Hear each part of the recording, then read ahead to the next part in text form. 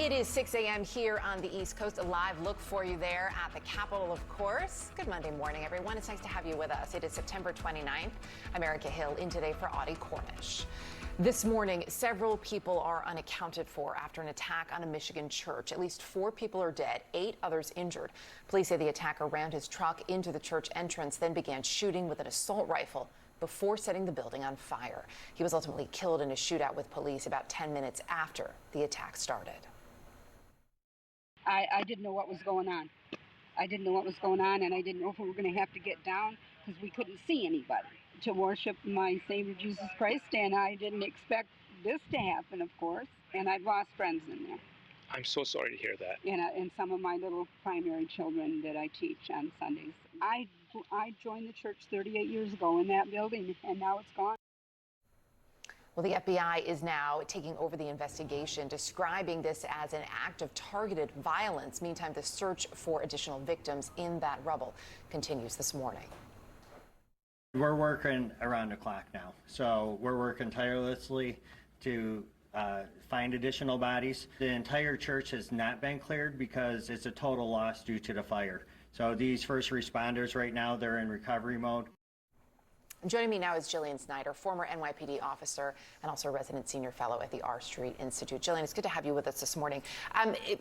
Where we are this morning, just talk to me about the significance of the FBI now taking the lead in this investigation so quickly. What does that change, and also what does it signal to you?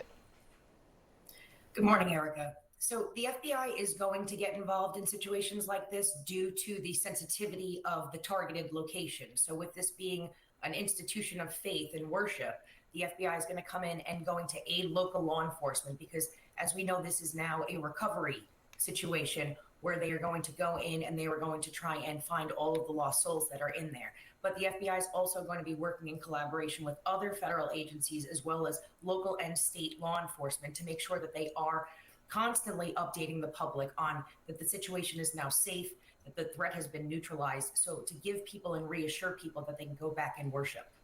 This is also the fact that the response was very quick, and much has been made of that, thankfully, that officers were able to arrive on scene so quickly. But they were dealing, of course, with an active shooter at the same time as this massive structure fire. In terms of the complications there, just walk us through what that means when they arrive on scene, when you're dealing with these 2 major incidents at once. Well, as you just said, law enforcement was on scene from what I heard within 30 seconds, and the suspect was neutralized within under 10 minutes. But law enforcement is going to deal with the active threat, the active shooter. And simultaneously, when there's a fire, you are going to have both fire departments and responding EMS because those individuals are going to be dealing with the fire. Law enforcement typically does not run into fire scenes. They are not trained to do so, but they have to make sure that the scene is safe enough for fire department and EMS to go in and try and put that fire out and recover people. State police last night were also noting in one of the briefings that they are still responding to additional bomb threats at other locations. In instances like this, it is not unheard of sadly, for other threats to be called in. It also, of course, raises concerns about what are actual threats and what could perhaps be in some ways copycats.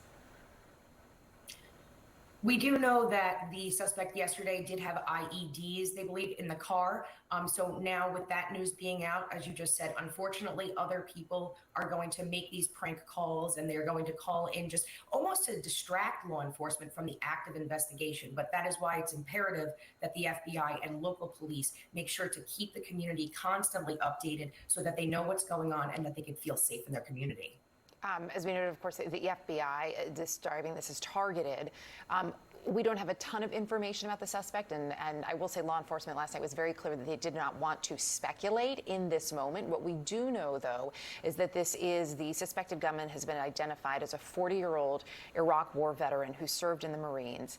How does even just that little bit of background, how could that potentially shape the investigation and where investigators will be focusing today? Again, I don't like to speculate at all because we don't have that much. We know who the individual is and we know his career past. I also believe that we heard that he has a young child that has special needs. Other than that, I don't know anything about this individual. They haven't released much based on his social media. I know that they went back and spoke to people that he went to high school with and that he knew in the community, none of whom even articulated that this person posed a threat. So it is definitely too early. But what I can say is, due to his prior military experience, we could assume that he is trained with weaponry. Other than that, I would not be able to give you a clear motive or understanding on why this happened. Yeah, absolutely. Still so much to come in this investigation. Of course, less than 24 hours since this horrific tragedy. Jillian, appreciate your insight this morning. Thank you. Thank you, Erica.